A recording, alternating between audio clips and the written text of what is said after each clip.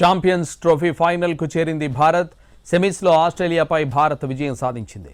4 వికెట్ల తేడాతో ఆసీస్పై team India గెలుపొందింది. Australia 264 పరుగులకు all out కాగా 48.1 ఓవర్లలోనే 6 వికెట్లు కోల్పోయి లక్ష్యాన్ని ఛేదించింది రోహిత్ సేన.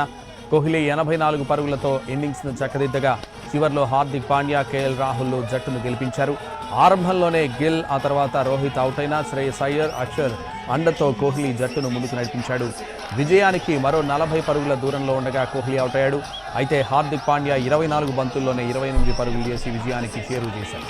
హార్దిక్ ఇన్నింగ్స్లో 3 సిక్స్లున్నాయి. రాహుల్ కూడా 34 బంతుల్లోనే 42 పరుగులతో నాట్అవుట్గా నిలిచాడు. గత వన్డే ప్రపంచ కప్ ఫైనల్లో ఓటమికి ఇప్పుడు ప్రతీకారం తీర్చుకుంది రోహిత్ సేన. ఆదివారం దుబాయ్లోనే ఛాంపియన్స్ ట్రోఫీ ఫైనల్ జరగనుంది.